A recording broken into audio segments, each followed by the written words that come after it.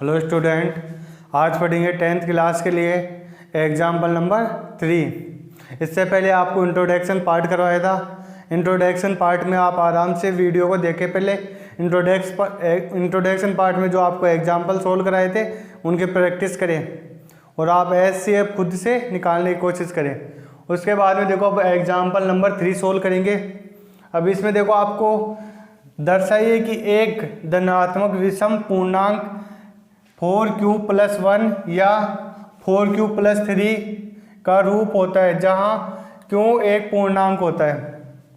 अब देखो आपको सबसे बड़ी बात पहले ये आपको ये समझ में आना चाहिए, धन पूर्णांक क्या होते हैं और विषम संख्याएं क्या होती है। उसमें अगर धन विषम पूर्णांक होंगे वो क्या होंगे, मैंने आपको भी इससे पहले वाले वीडियो में बताया था। धनात्मक पूर्णांक होते हैं 1 से काउंटिंग स्टार्ट करते हैं, 1 2 3 4 5 6 जो भी अपनी काउंटिंग चलती रहती है वो सारे क्या होते हैं, धनात्मक पूर्णांक होते हैं। अब देखो धनात्मक विषम पूर्णांक, अब देखो 1, देखो ऐसे नंबर होते हैं 1 2 3 4। अब देखो 2 तो आपका सम हो गया और देखो 3 आपका विषम हो गया। अब देखो 5 आपका विषम हो गया और 6 आपका सम हो जाएगा और 7 आपका विषम हो जाएगा। यानी कि ये सारे विषम, 3 भी विषम है, 5 भी और 7 भी, ये सारे विषम पूर्णांक बोलते हैं इन्हें।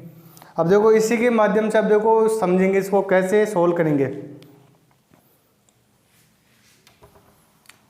अब देखो विभाजन, यूक्लिड विभाजन पर मैं आपको समझा दी थी। यूक्लिड विभाजन पर में क्या होती है, A = BQ + R, इस फॉर्म में होती है। अब देखो A की वैल्यू आप कोई भी ले सकते हो, धन पूर्णांक यानी कि कोई भी धन पूर्णांक यानी कि 1 2 3 4 5 6 कुछ भी ले सकते हो। तो अपन A को क्या लेते हैं, धनात्मक पूर्णांक ले लेते हैं। और आपका B क्या हो जाएगा, देखो यहाँ पे मल्टीप्लाई में होता है, आपका B होता है भाजक, यानी जिस नंबर का डिवाइड करते हैं वो क्या होता है, भाजक होता है, उसे बोलते हैं 4। आपका इसमें वैल्यू दे रखी है, देखो 4 दे रखी है, 4q।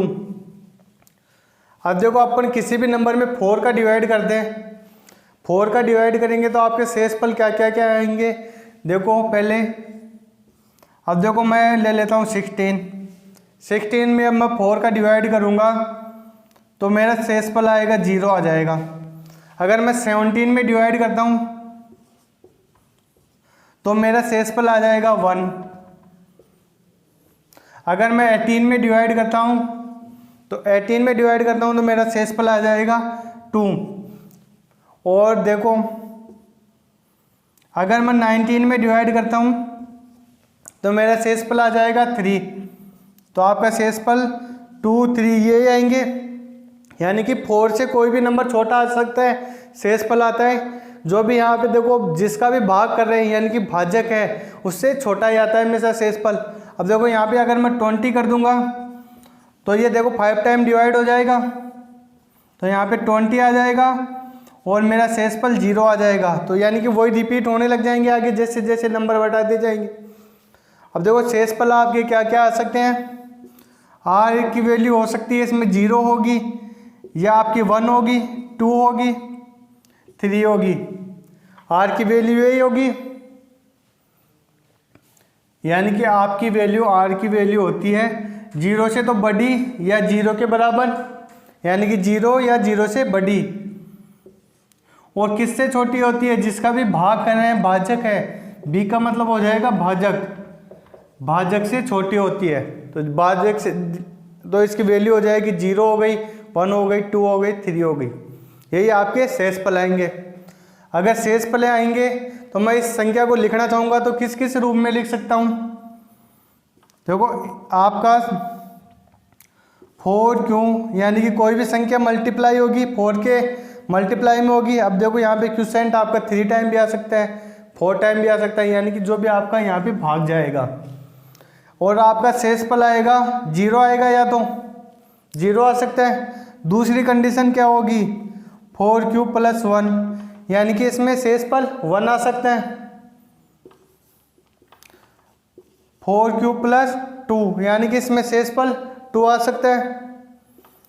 और दूसरी कंडीशन क्या होगी, 4q प्लस 3, यानी कि ये आपके 4 शेषफल आ सकते हैं। इसी रूप में होगी कोई भी संख्या होगी, 0 शेषफल आएगा या 1 आएगा, 2 आएगा, 3 आएगा, और ये तो q के तो मल्टीप्लाई में रहेगी। अब देखो कौन सी इसमें सम होगी, कौन सी विषम होगी। अब देखो सम होती हैं उनमें 2 का भाग पूरा पूरा जाता है, यानी कि 2 के मल्टीप्लाई में होती है। जैसे मान लो सम संख्या है 10 होती है और 2 के मल्टीप्लाई में होती है, तो 2 × 5 होती है। ये आपको समझ में आ गया। अगर मान लो यहाँ पे 12 होती तो 2 × 6 होती, यानी कि 2 के मल्टीप्लाई के रूप में होती है। अगर मैं इनको सोल्व करूँगा, अगर ये 2 के मल्टीप्लाई में आ जाएंगी तो ये क्या होगी, सम संख्या।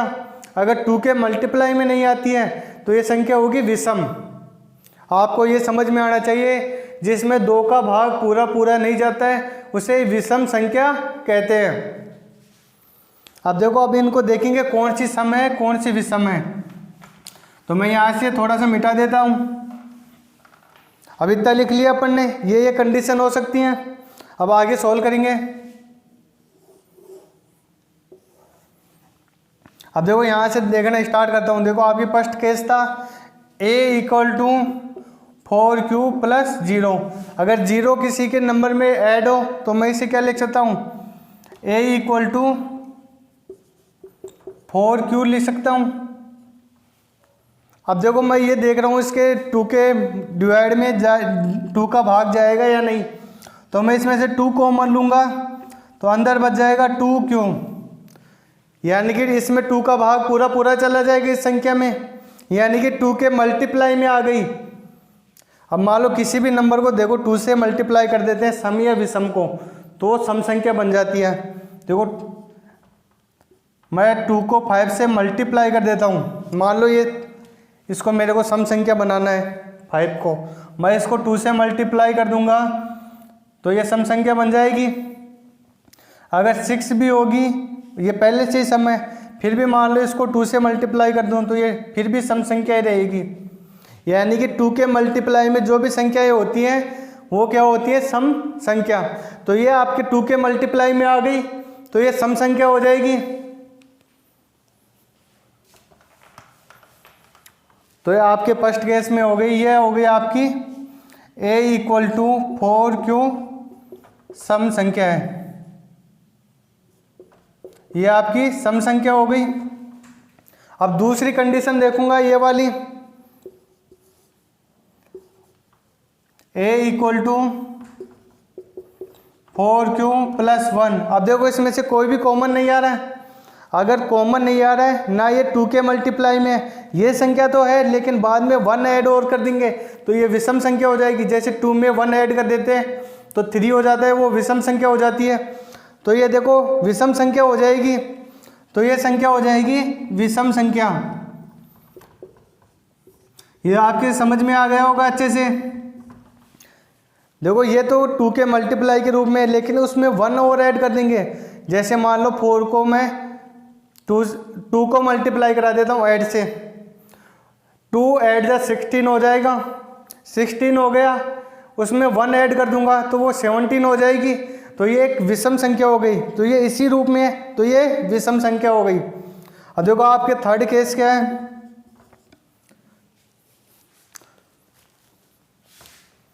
देखो मैं इसको यहाँ पे लिख लेता हूँ।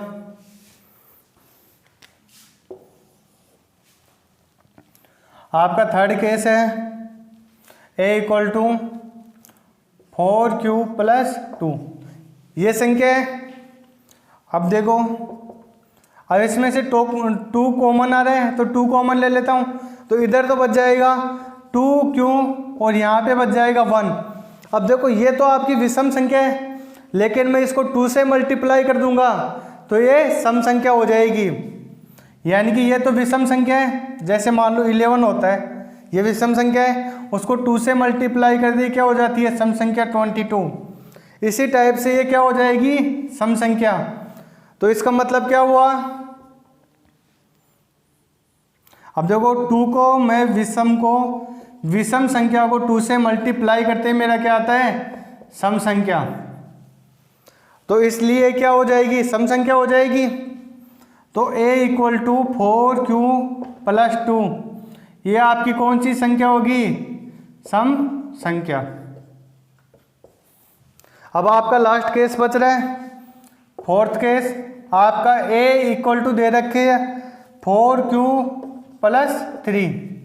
अब आपको ये दे रखा है a equal to 4q plus 3, ये आपको क्वेश्चन दिया है। अब देखो इसमें कोई कॉमन नहीं आ रहा है। अब देखो कोई भी नंबर होता है, ये तो 2 के मल्टीप्लाई के रूप में है, लेकिन ये वाले बाद में 3 ऐड कर देते हैं। जैसे 4 को मैं 3 से मल्टीप्लाई कर दूं, 12 आ गया, 12 सम संख्या है, उसमें 3 ऐड कर दूंगा तो 15 हो जाएगा। तो 15 क्या होती है, एक विषम संख्या होती है। तो ये क्या हो जाएगी, आपकी विषम संख्या हो जाएगी।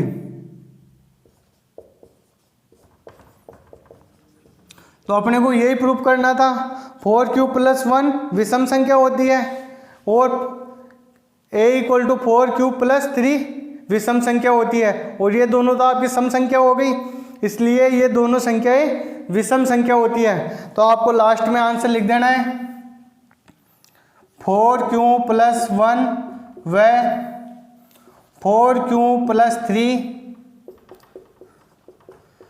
विषम संख्या होती है। अब देखो आपका ये आंसर आ गया, यही आपको आंसर में पूछ रहा था। दर्शाइए कि एक धन विषम पूर्णांक 4q प्लस 1 या 4q प्लस 3 के रूप का होता है जहां q एक पूर्णांक है, यानी कि पूर्णांक है कोई भी, तो ये दोनों आपके विषम हो गई।